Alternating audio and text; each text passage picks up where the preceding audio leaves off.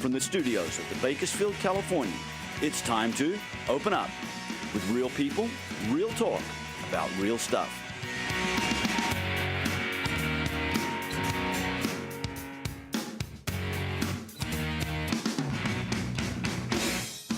And now, a special welcome to our friends throughout California, across the nation, and around the world to this week's edition of Open Up.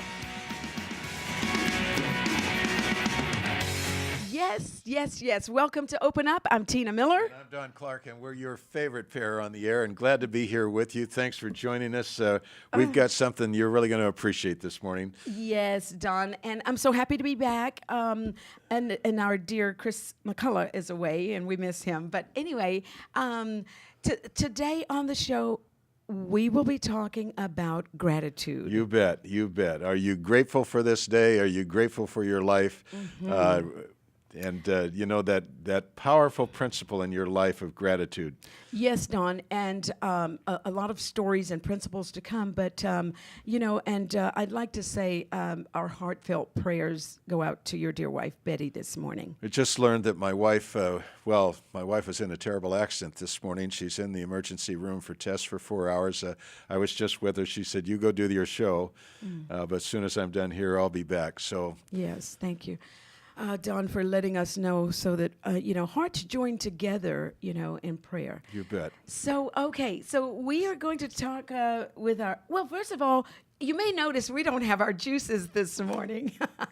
Nature's Food Market and Juice Bar, we love you. I didn't have time to stop by and pick it up, but I was told that if someone was available, if they're not too busy there, they'll stop by and bring it for us. So you bet. Thank you so much. And now we'd like to welcome to Open Up for the first time, all the way from Idaho, Sherry Lewis. Sherry, welcome to Open Up. Thank you, Tina. Now, actually, Come right up to the microphone, Yes, Sherry. yes. Okay. So you were from here, and then moved to Boise, Idaho, beautiful Boise, and we're so glad you're back visiting us. Tell us what took you away and what's brought you back.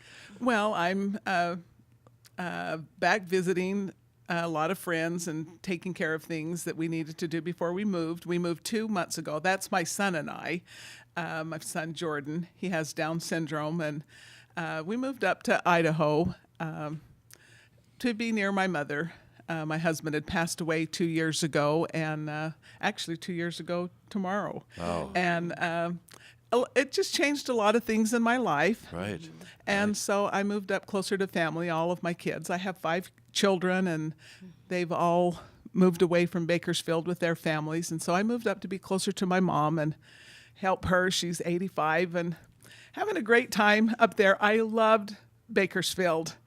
But when it rained for an entire day in Boise, I wanted to send half of it down here. You bet. Sherry, now when you lived in Bakersfield, give us just a little background of what you did. Well, I was a stay-at-home mom all of the time because my son was very ill when he was born. And so I started making hair ribbons for JMs, and I did that for 28 years for them. That was my job. And my bows were such a blessing to me. It provided soccer, football, ballet lessons, violin lessons, Wow. Cub Scout stuff. Was And able so, to pay for all that. my bows paid for all of that. It was Yes. a good business to have in my home. And then in 2008, I started a nonprofit downtown Bakersfield, and I did Christmas Around the World. And that's where you would tour the world at Christmas time. And we had 43 countries. And you'd visit all of these countries and learn all of the customs and traditions. It was on the second floor of Timeless Furnishings, the old Brock's Oh, building. yes. And it was just a wonderful event. I loved it. Christmas is definitely my passion. And we wrote a book called The Wonderful World of Christmas. Oh. And it was just a beautiful event. The Bakersfield Californian always did a fabulous article for us, and all the TV stations in town and the radio stations. We had Just so our tremendous viewers support. know, we're sitting in the studios of the Yes, Bakersfield yes. Californian right now. This is where the Yes, show but you comes to could you see from. the So sign go ahead, back Sherry. I didn't mean to interrupt. No, but it was just such a beautiful event. What we did there is our sponsors provided tickets for the deaf in our community, and we had the tour in sign language. We provided tickets for the Boys and Girls Club and the Make-A-Wish Foundation, and handicap classes came. And so that was just, I thought it was a beautiful event, but I needed the help of my family to keep it going. And when you lose that part of your life, then you have to go down another path, and that's what I'm doing like right now. Well, Sherry, I would like to kind of kick off this discussion about gratitude by telling you that I had the privilege of working at the Bakersfield Rescue Mission for 3 years. I was really nervous about that job, but once I was there, it was just one of the most exciting, fulfilling jobs working at the mission with those men. And but the director said that there is one factor that we can tell the men that are going to make it and the men that are not going to make it. Oh, really? I mean, now they come in and they're on their last leg and they're down to the bottom of the barrel. And he said over the years, and he'd been doing this 30 years, he said there's one character trait that seems to divide those that are going to make it and those that aren't going to make it, and it's gratitude. Oh.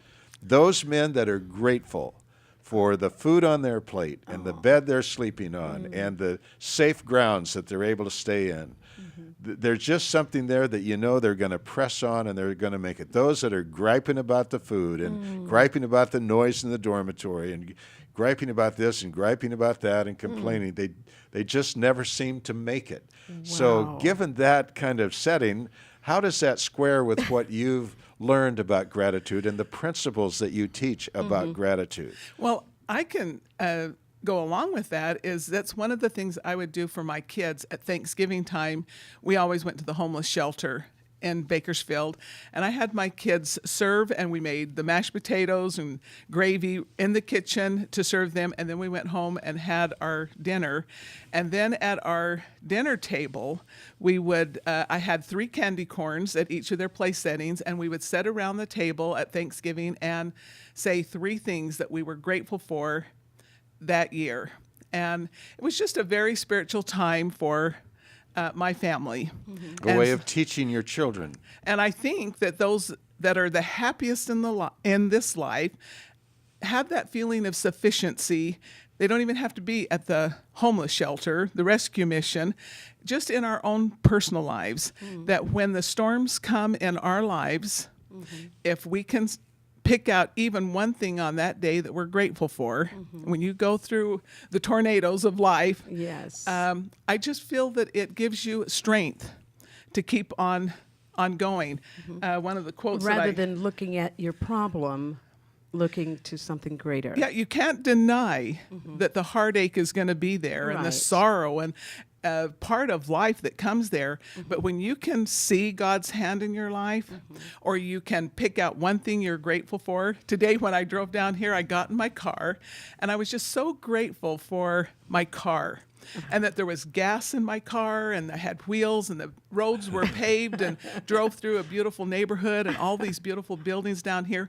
And this is an inner feeling, an inner knowing of you're grateful for these things every day Little inside. things, yes. But it's everything about that. Yeah. My What wife right now lying on a table in the emergency room, and we were saying we're just so grateful it could have been worse. Right. She's alive, and we think her injuries might be minor, so we're Good. trying to be grateful in this setting. Well, Well, what that's about the how it is. quote, Sherry? You had a quote. Well, it's Cicero. Before yes. Christ's time, 100 years before. The said, Roman philosopher. Yes, the politician. He Sherry, said come on right on that mic. that gratitude is not only the greatest of all virtues, it's the parent of all. And when I first read that quote, probably 20 years ago, I said, that can't be true. Love, charity, hope, integrity is greater. But when it came down to it, we are so grateful for charity. We're so grateful for love. We're so grateful for hope. And that's kind of an umbrella effect over all of these beautiful virtues. And I thought that was quite a wise man, 100 BC, talking about gratitude. And then the famous quote that everyone talks about is that life isn't about waiting for the storm to pass, it's about learning to dance in the rain. Wow, what a quote. Say that again. Say that again. Say that again. Well, it's life isn't about waiting for the storm to pass. It's about learning to dance in the rain. Wow. Ooh. And, you know, this quote is on so many plaques today and sayings, and a lot of people use it.